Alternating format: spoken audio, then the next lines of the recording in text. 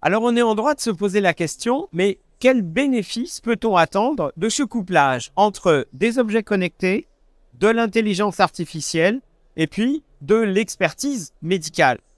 Et pour nous, au sein de l'équipe Smart Macadam et en particulier au sein de l'équipe Mementop, c'est l'avenir du système de soins. C'est l'enjeu principal de notre système médico-social.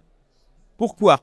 Parce que on voit bien que on va devoir aller vers une prise en compte, une exploitation la plus intelligente possible, la plus éthique possible de l'information, de la donnée que nous produisons au fur et à mesure que nous portons des objets connectés, lorsque nous utilisons des smartphones, lorsque nous communiquons, lorsque nous marchons, lorsque nous sommes équipés d'un certain nombre de capteurs.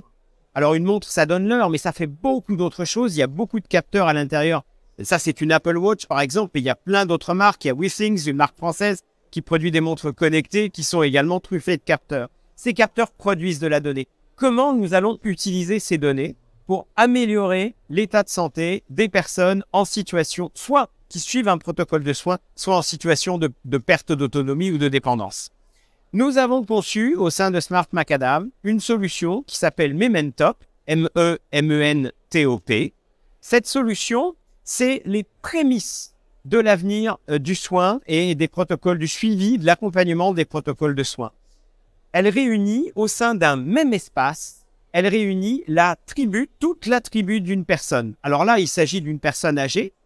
Cette personne âgée, elle est au centre de sa tribu, on l'appelle nous un chef de tribu, parce qu'on travaille sur son autonomie, sur sa dignité, sur son libre arbitre, et aussi on intègre dès la conception, dès les plus hautes étapes de la conception de ce dispositif, on intègre des conditions éthiques d'exploitation des données. Donc elle est chef, c'est elle qui dirige l'exploitation des données qui vont être collectées. Et puis autour d'elle, elle va réunir son collectif, c'est-à-dire ses proches, ses aidants, éventuellement les professionnels de soins si elle le souhaite.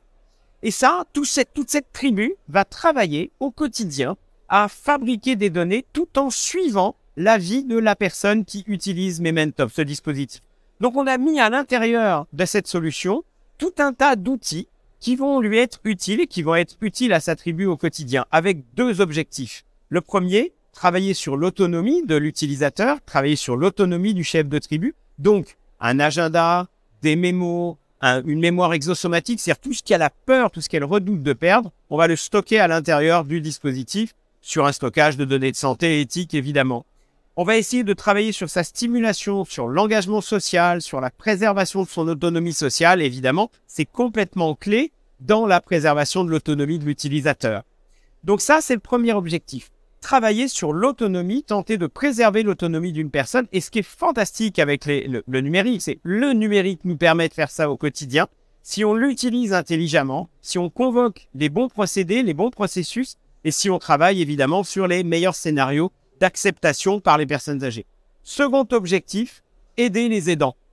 Et là, c'est absolument fondamental parce que plus on monte en âge, et d'ailleurs l'évolution démographique a tendance à le prouver clairement, les aidants vont être au centre des préoccupations du système médico-social dans son ensemble. Pourquoi?